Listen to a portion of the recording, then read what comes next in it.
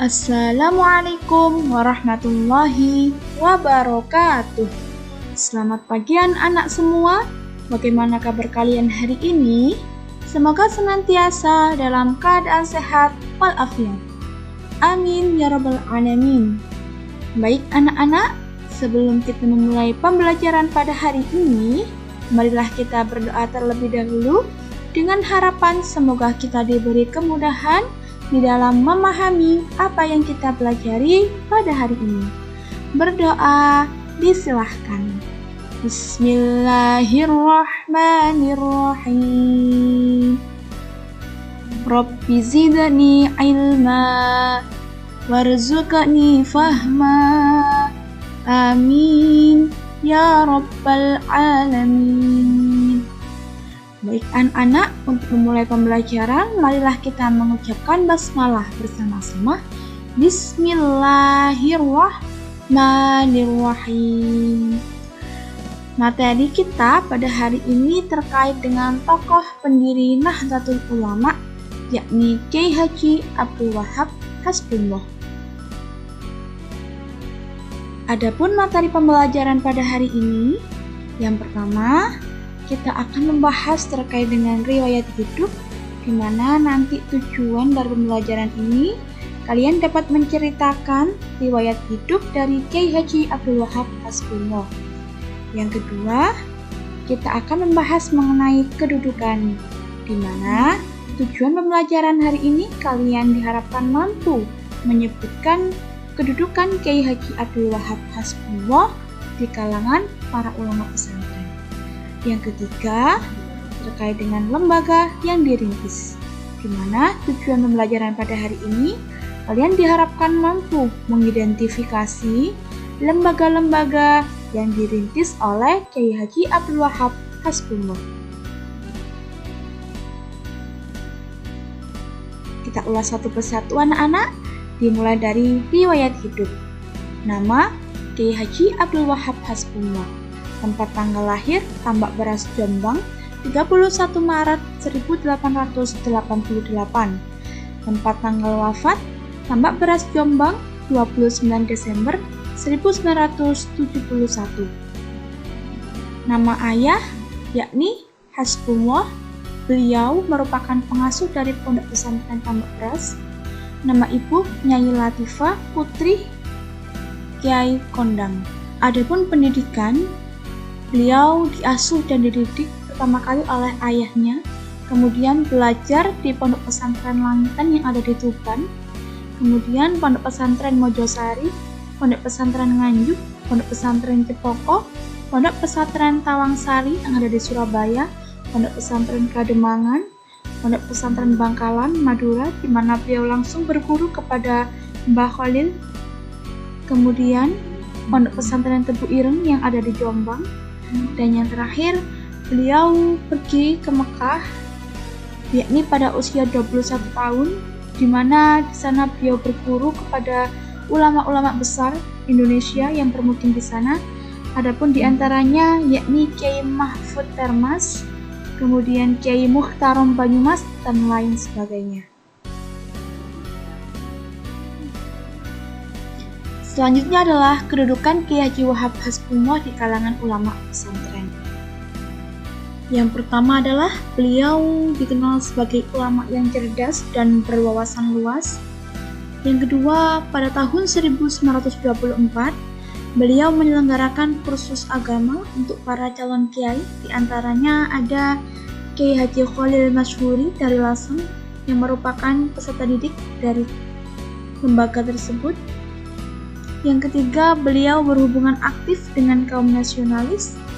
Dan yang keempat, beliau sangat giat dalam organisasi Islam Study Club yang didirikan oleh Dr. Sutomo, di mana kegiatan inilah yang menjembatani antara kaum tradisionalis dan juga kaum nasionalis. Anak-anak, siapa sih kaum tradisionalis dan kaum nasionalis?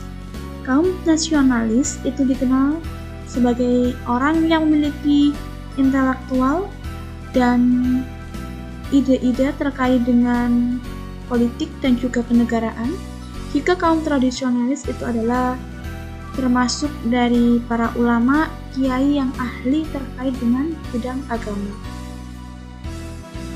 Kemudian lembaga-lembaga yang dirintis oleh Kiai Haji Abdul Wahab Hasbullah. Yang pertama, yakni pada tahun 1914 Masehi, beliau mendirikan kelompok diskusi yang bernama Taswirul Afkar, yang berarti pergolakan pemikiran. Adapun kelompok diskusi ini merupakan wadah sebagai tempat untuk mendiskusikan bermacam-macam persoalan. Yang kedua, pada tahun 1916 Masehi, beliau mendirikan madrasah yang bernama Nahdlatul Wathon, atau artinya adalah kebangkitan tanah air, yang ada di Surabaya. Dari didirikan madrasah Nahdlatul Wathon inilah kemudian banyak berdiri sekolah-sekolah di Surabaya, Wonokromo, Gresik, dan tempat lainnya. Pada tahun 1919 Masehi, beliau bersama Kiai Haji Hasyim Asy'ari mendirikan koperasi dagang yang bernama Nahdlatul Tujjar, yang berarti kebangkitan pedagang, di mana tujuannya adalah untuk membangun Islam di bidang sektor ekonomi. Yang ketiga, pada tahun 1925 Masehi, beliau mendirikan organisasi yang bernama Subhanul Wathon, yang berarti pemuda tanah air, di mana dipimpin oleh Abdullah Ubaid. Kegiatan utamanya adalah mengadakan kursus-kursus keagamaan dan mendiskusikan bermacam-macam masalah kemasyarakatan. Apa sih tujuannya?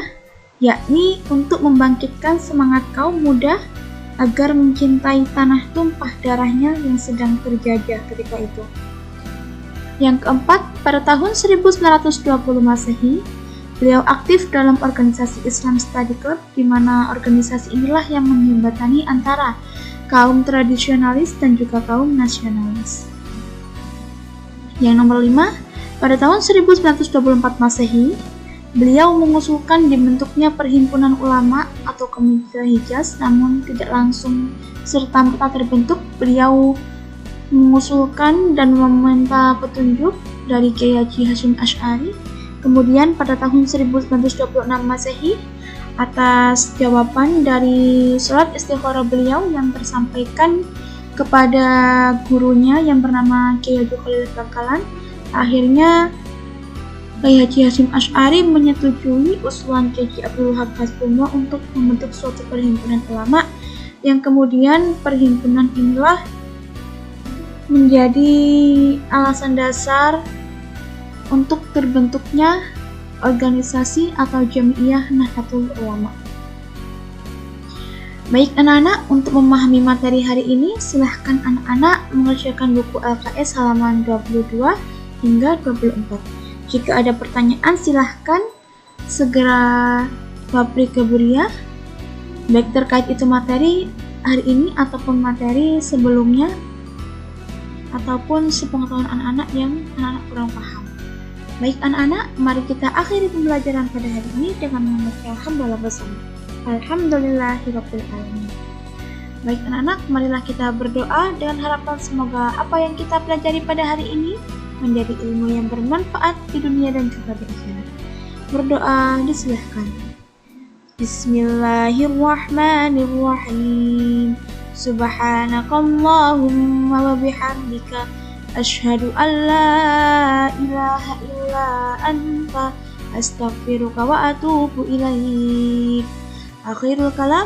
Wassalamualaikum warahmatullahi wabarakatuh.